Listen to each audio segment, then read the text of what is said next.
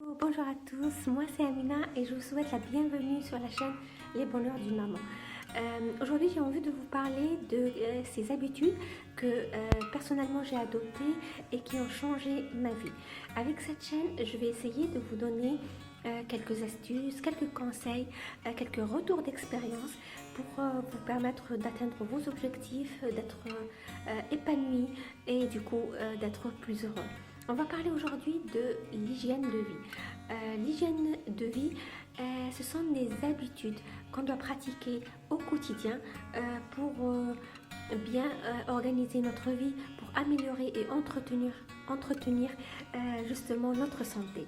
Je vais énumérer quelques points, quelques conseils pour justement avoir une bonne hygiène de vie. Le premier point, ça va être l'alimentation. Une alimentation saine et équilibrée, c'est la base d'une bonne hygiène de vie. C'est quoi une alimentation saine? C'est tout simplement de prendre les bons nutriments nécessaires pour l'entretien de notre santé physique, mentale et même pour la beauté. En général, nous, on investit pas mal de budget pour justement éviter ou retarder la vieillesse de la peau, pour entretenir les cheveux, les ongles.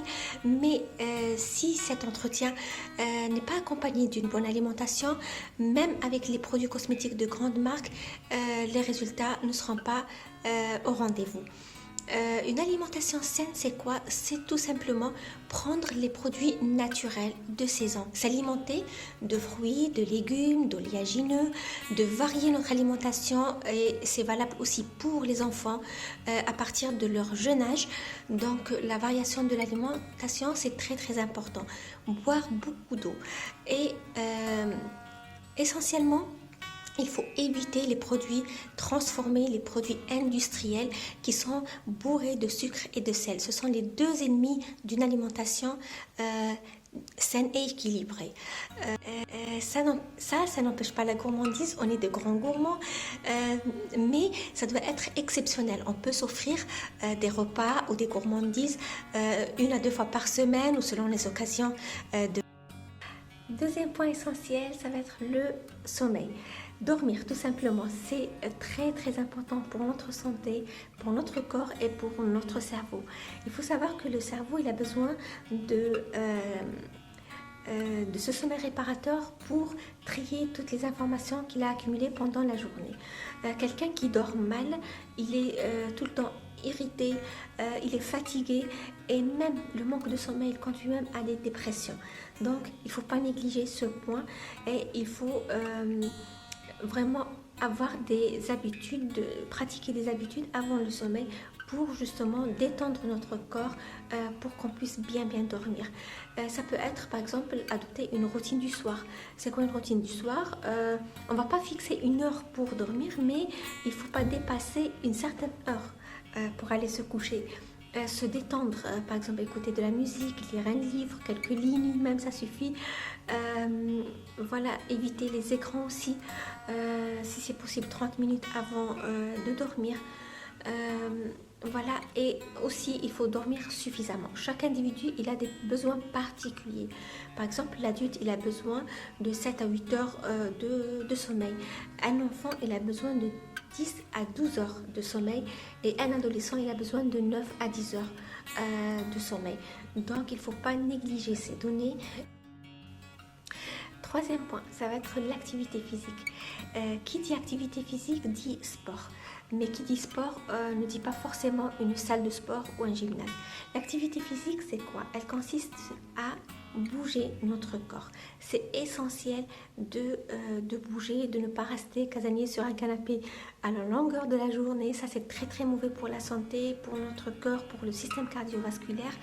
Donc, il faut essayer de bouger, de faire des marches au quotidien ou bien carrément des petits exercices à la maison, à notre niveau. Il y a pas mal d'ailleurs de vidéos, donc on peut être coaché à la maison. Donc l'activité physique, c'est l'activité qui nécessite le moins donc de moyens. Avec très peu de moyens, on peut bouger notre corps et on peut faire du sport même chez nous. Cette activité physique, l'essentiel, c'est qu'elle soit régulière, si c'est possible chaque jour, voilà, pour entretenir notre santé. Il faut savoir que les soucis de santé viennent à un âge avancé, cinquantaine, voire même la quarantaine. Donc, il faut vraiment voir plus loin et prévenir donc les maladies et prévenir les petits soucis de santé dès qu'on pourra, donc dès le jeune âge. Donc il ne faut pas négliger, même pour les enfants, il faut les habituer à avoir une activité sportive minimum 2 fois par jour. Je m'adresse ici justement aux mamans et aux jeunes mamans. Ça, c'est une chose que moi personnellement, ça m'a changé la vie. Je voudrais parler de la planification. C'est quoi la planification? C'est tout simplement l'organisation. C'est d'avoir une vie bien rangée. C'est de planifier justement notre quotidien avec nos enfants. Ça peut être une planification donc du jour, ça peut être, je planifie même la semaine qui arrive, donc je mets toutes mes tâches que je dois faire donc sur un papier ou noter sur un agenda ou sur mon téléphone, mais l'essentiel c'est de répertorier tout ce que je dois faire, comme ça j'ai les idées claires et comme ça j'investis mieux mon temps pendant la journée. Pas mal de nous, et surtout aussi les mamans en fin de journée, on est vraiment épuisé, on est énervé parce qu'on avait 1 milliard de choses à faire pendant la journée et on n'arrivait pas à tout terminer, on était éparpillés à gauche et à droite. Donc la planification permet justement d'organiser cet emploi du temps et donc ça va nous permettre d'être plus zen en fin de journée, plus fiers de nous aussi d'avoir accompli plusieurs tâches qui étaient prévues.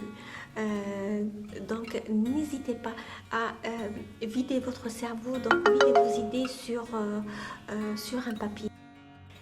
5e et dernier point, j'ai envie de vous dire, faites-vous plaisir.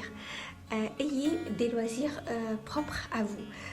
C'est quoi ces loisirs? C'est vraiment des moments pour se détendre. Ça peut être écouter de la musique, ça peut être lire un livre, ça peut être une activité manuelle comme la couture ou le dessin, ou tout simplement une balade dans la nature. Aussi, par exemple, prendre soin de nos plantes d'intérieur, ça procure un bien-être vraiment non négligeable. Tous ces moments propres à nous, ça va nous aider à décompresser, à s'éloigner du stress, à respirer. C'est une bouffée vraiment d'oxygène pour nous et c'est essentiel d'avoir ces moments pour nous une fois par semaine ou dans le mois. On doit programmer, on doit rester avec soi-même pour pouvoir réfléchir, pour pouvoir vider un petit peu les soucis de la semaine, de la journée. Ça, c'est vraiment essayer de le faire régulièrement aussi. Tout moyen qui nous permette de s'éloigner du stress, de s'éloigner du quotidien, va nous permettre de récupérer un petit peu, s'oxygéner un petit peu et du coup pouvoir gérer plus ou moins les soucis qu'on trouve dans notre quotidien. Voilà les amis, cette vidéo arrive à sa fin. J'espère sincèrement qu'elle vous aura plu.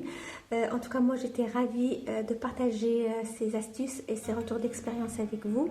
On aura le temps d'en discuter encore d'une manière plus détaillée dans les prochaines vidéos. Si cette vidéo a été utile pour vous, n'hésitez pas à la liker. N'hésitez pas aussi à vous abonner à la chaîne Les Bonheurs d'une Maman. Ça me fera vraiment plaisir aussi de lire vos commentaires sous cette vidéo. Je vous donne rendez-vous très très vite dans une prochaine vidéo. D'ici là, prenez soin de vous et je vous dis à très très bientôt, Inch'Allah. Au revoir.